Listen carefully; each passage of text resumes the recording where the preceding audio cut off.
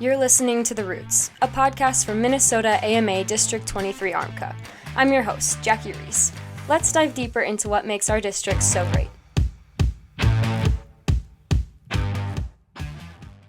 This podcast was prepared by an independent contractor and may not be the views of the Board of Directors of District 23 ARMCA or any of their sponsors or affiliates. Welcome, everybody, to episode 13 of The Roots, the very special Labor Day episode of The Roots. So coming out on Monday, I hope you guys had an awesome weekend, probably riding dirt bikes somewhere in the state of Minnesota.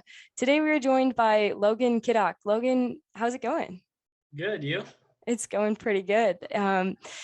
It's September now. Summer's coming to a close. How has your summer been in 2021? Very busy, traveling, going around hitting races, practicing, and working. Sounds like a full summer. So tell us a little bit about some of the places that you've been traveling. We know you've been racing here in Minnesota, but you've been all over the country as well. Yeah, I race the local series when I can here in District 23. And then this year I've been hitting the GNCCs. I've been to all of them but one. So they're East Coast based, Florida, Georgia, the Carolinas, West Virginia, Ohio, Indiana. And we used to have rounds in New York and Pennsylvania, but I believe the New York ones were out of the schedule for this year, but the Pennsylvania one was the one I missed. So lots of miles on the van this year.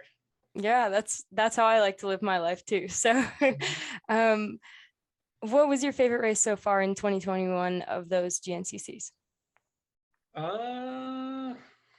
They're all fun, but my favorite,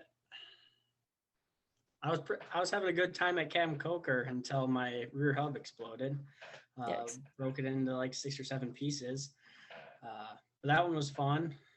Similar conditions to kind of what we would see up here, more black dirt, where most of the GNCCs are more of a hard packed clay. So it was kind of more familiar to racing back here in Minnesota, where unless it's dusty, we have perfect conditions almost all the time. Right. So how do you think racing and growing up racing in Minnesota, District 23 ARMCA, how do you think that helped your racing in GNCCs now? Oh, it's completely different. I mean, you look at a hare scramble here, and I guess we can call a GNCC a hare scramble, but they're polar opposites. GNCC has many lines everywhere you go, and most of it's wider width, where a hare scramble back home here, it's more like an enduro, we'll say, where it's more single track. But you're racing in the woods, you're riding a dirt bike. So I believe it's all the same. If you can do one discipline, you should be able to do the other. So it transfers over right away. Took me a race or two to figure it out, though, just because you can come up to a section in the woods and you can have 10, 15 lines. And at your first GNCC, you're kind of like, oh, which one's best? Which one do I take? And so you kind of pause there, and then you're losing time. But after a few, I bike every single one now 2-3 times. So you get an idea of, where the lines will be during the race. Yeah, that's cool to hear that you have track advantage to places that you've been before, similar to motocross, and I guess off-road has that too, which is cool to hear. Mm-hmm. So where did motorcycling begin for you? It began when I was 3 years old. I believe how it started, my dad got payment for a job with a PW50. So he rode back in the early 90s, I want to say, and then got out of it. He had like 1 or 2 bikes, got out of it, and then he got me the bike. A couple years later, he got a bike, and then both my brothers did, grandpa did, mom did, and that's kind of where it started. We built a small little loop at my grandpa's, and I started riding there originally. It was probably a 3-4 minute loop, and then rode Elko motocross practices. I believe were those on Thursday nights. Mm-hmm. Yeah, so that was where I kind of started doing my riding, was there in my grandpa's, and never really rode anywhere else besides those 2 places. And then I believe my first race was when I was 5 or 6, 7 years old, somewhere in that range, was at Dakota County Fair motocross race. And so we would do the fair races there, and then due days, and then there was a small like 5-race series between a couple fairs, and then I started doing the woods racing or the off-road racing in 2010 here in District 23. Cool. So what made you decide to really put your effort into the off-road racing compared to motocross? Oh, I don't know. I think my dad brought us to one. I don't know if we had the intentions to do it or not. It was my first one. Very first Hare Scramble was in 2009 at Arkansas Cycle Park. Then we didn't do another one that year. I don't know if it was the last one or what was going on, but then we started the next year in Monticello in 2010, and we had intentions to do the entire series. Why? I can't remember, but we all latched on to racing in the woods. I That's think awesome. that was because my grandpa's was a woods course, maybe. But that question, the answer to that question, I'm not really sure on. That's all right. Sometimes you just like things and you just latch on to them. Mm-hmm. So at what point did your racing go from racing here locally to, okay, I want to take this to the national scale. I want to race GNCCs. It started, I think, probably in 12 or 13. I was, watching them on YouTube.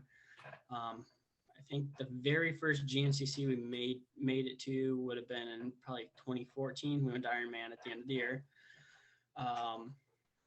And I didn't have intentions to race the entire national series.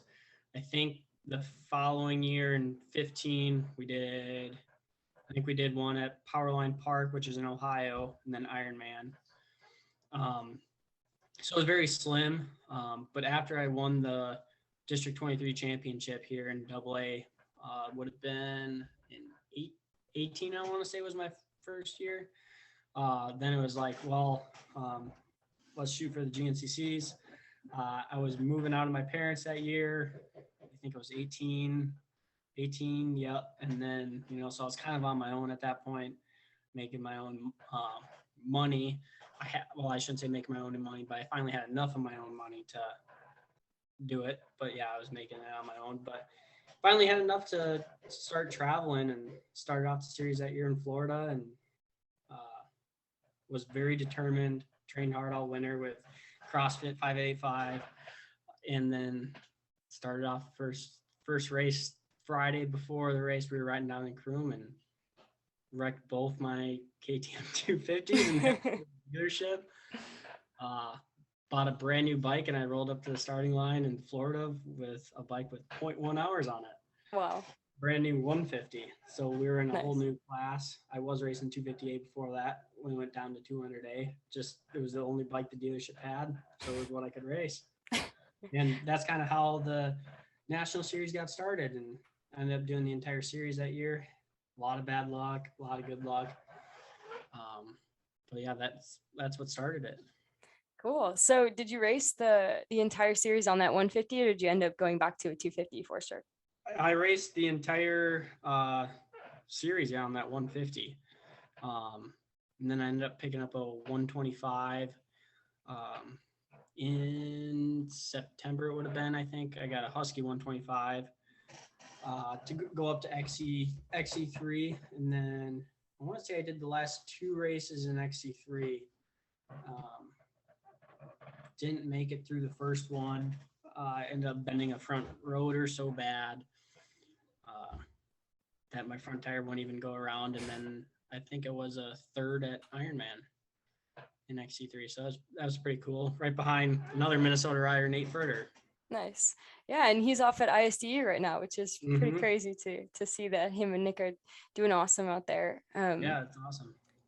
So at some point, you get involved with the KLM team. It used to be Kawasaki, to my knowledge, and now it's GasGas. How did that come about for you? So back when they were a really small team, I think they were doing arena cross. I met them through a mutual connection. He's a really good friend of mine, David Cleveland. They got their Hoosier tires through him as a distributor, and I got my tires from Dave also.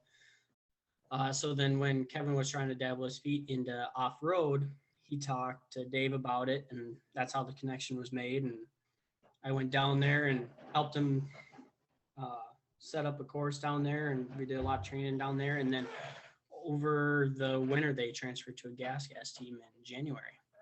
Nice. How's the GasGas been so far this year? GasGas has been great. It's been running really good for me. Some people listening to this will know that I've had terrible luck with bikes. The weirdest things going wrong or breaking, parts they've never seen before break. But the GasGas has been amazing all year so far. Cool. Yeah, I guess it's a testament to its durability. Yeah. Sounds like. Yeah. Tell us about some of the weird fluke things, right? I feel like off-road is its own little world for fluke mechanical incidences, but it sounds like you personally have even crazier things happening. Oh, I'd have to, let me think of them. I had a KTM 250 SXF 2016. That bike, I don't even think we ever figured out what was truly wrong with it. But I had that bike down for 3 months, and it was wiring, and then we get the wiring fixed, and then the crank went out. After the crank went out, it was like 10 minutes of riding, and then the fuel pump went out. We got the fuel pump fixed, and then I think we rode it for like 25 minutes to an hour, somewhere in there, that range, and then a battery went out. So this bike ended up being down for, I think it was like 3 to 4 months. Nice. An older story, I had a 17 KTM 250 SX, and that bike at the 1 hour mark in a race would turn off and not run. It would like bog out, like the jetting was off, it would just kind of start slowing down, losing power, turn off, and then as soon as the bike cooled off, it would start again. We never figured out what was wrong with that bike. So I ended up not finishing, I think it was like 10 races that year before I got a new one. But I put about $2,500 into that thing, and never found out what was wrong with it. It sat at 2 different shops. They never figured anything out. And then KTM was like, we don't want anything to do with this. But other things are just, simple parts breaking at a race. Off the top of my head, I can't really name anything, but those are the 2 big stories that have kind of plagued the season so far. Yeah, that's pretty crazy. I feel like electrical things are just like totally like over my head, but just like the fluke, the weirdest things ever. The SX was a 2-stroke, so there's not even. Oh, right. It's not as complicated as a 4-stroke and electrical. I'd like to say basic. Mm-hmm. But yeah, we never figured it out. So if you had your pick of any bike, any bore stroke, whatever, what would you pick to race off-road races? Oh, honestly, I don't really have a preference. I would like to race a 125, 250 2-stroke. I mean, it's hit or miss. You put me on a bike and I'm gonna have fun and finish it just as big as a smile as any other bike. So I don't know. I liked my 250 2-stroke. So it'd probably be a 250 2-stroke or 4-stroke. I'm kind of grooving pretty well with the GasGas this year, and I liked the Cowie last year, so it'd have to be one of those. Nice, yeah. 250 4-stroke or 250 2-stroke, I think. Yeah, any day on 2 wheels is a good day, so. Oh yeah. Hard to pick. How has motorcycling impacted your life? That's a pretty big, broad question, right? For me to just throw at you, but I feel like it's a very unique, but also a very similar experience for a lot of people. My life revolves around it. Everything to do with my life is around a dirt bike. Most of my nights are spent training to riding, or working on the bike. So almost every single day, even after work, is spent something to do with 2 wheels or working for something with 2 wheels. And every single weekend I'm riding. But I haven't rode 1 weekend this year. So I missed 1 weekend, but from January to this this week. I've ridden every single weekend almost. So I'd say my life basically revolves around it. Um, I haven't ever known anything different. Yeah. Yeah, that's awesome. And I think that's the case for a lot of people, right? Like Mm-hmm. you just love it so much. You want to do it all the time that you can. So Yep. that's cool. And obviously it's helped you be successful in your career. So Mm-hmm. I asked on our District 23 Instagram if people had some questions for you, since when I asked originally, people are like, we want Logan on the podcast. So I figured I'd ask and see if anyone had any questions. And Mm-hmm. somebody asked me what your long-term career goals are for racing. Oh, long-term goal. Uh, I don't have a direct goal, but I mean, every year since I started riding, it was chasing the next class. Uh, so, when I was on 85, I was wanting that C overall.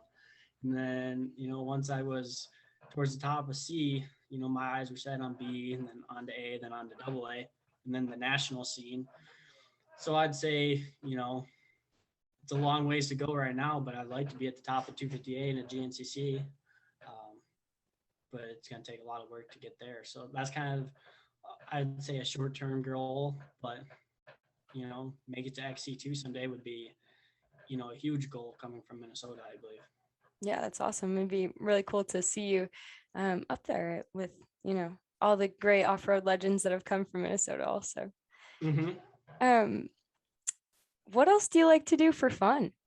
I know, I know we just talked about how your life is motorcycling, but is there anything else that you like to do to have a good time? Oh, I don't do much. Really. You don't mountain bike, you don't cycle. Well, I cycle, but the only reason I cycle is to train for dirt biking. I don't actually not to cycle. um, I enjoy mountain biking, but the only time I ever get to ride my mountain bike is I have like one of the specialized e-bikes, but the only time I ever ride that is, before a race on the course. That's a lot of fun. Mm, But I mean, my favorite thing to do is to go riding with all my buddies. yeah, Um, that's awesome. Yeah, yep, like we talked about a little earlier, you're dedicated and yeah, it shows, which is cool. it's what life, my life's around racing a dirt bike, basically. Yeah, absolutely. So, last question for you. If someone wants to know your advice on tech tips here, so how Mhm. can off-road riders improve their overall technique?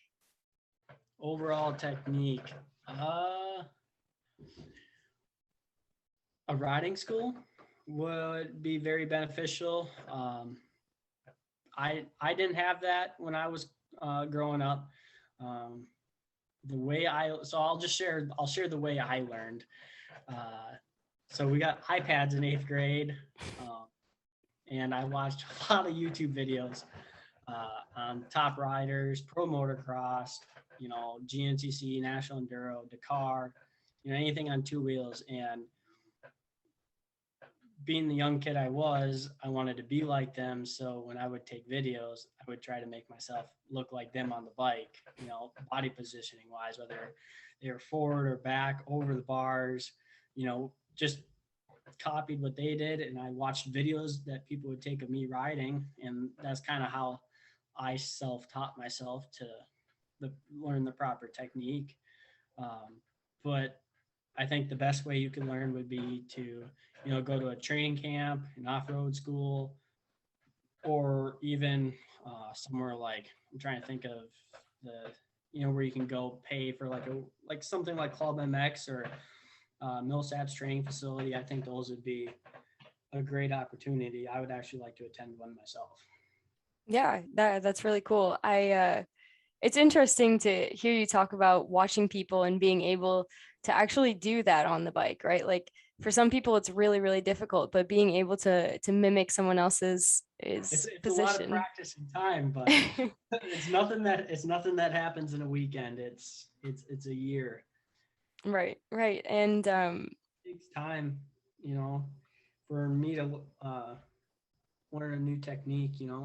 Even even, you look at the top riders in motocross and off-road, if they do try to learn something new, they won't learn it in one day or even in a week. A lot of times, they got to be consistent at it to learn how, and it can take 2-3 weeks or, even longer to learn a technique. I've been working on one since last fall and I still haven't mastered it. But we're getting there. Been working on like weighting the inside peg. Ever since I grew up, everybody's always said, "Oh, you weight the outside peg in a corner, weight the outside peg."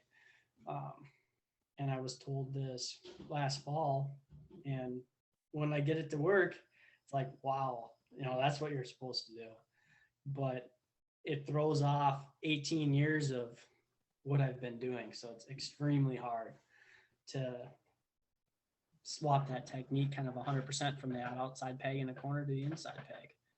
Yeah, that's pretty crazy. Like how ingrained your technique is from a very young age, and you can't teach an old dog new tricks kind of a thing. It's pretty hard.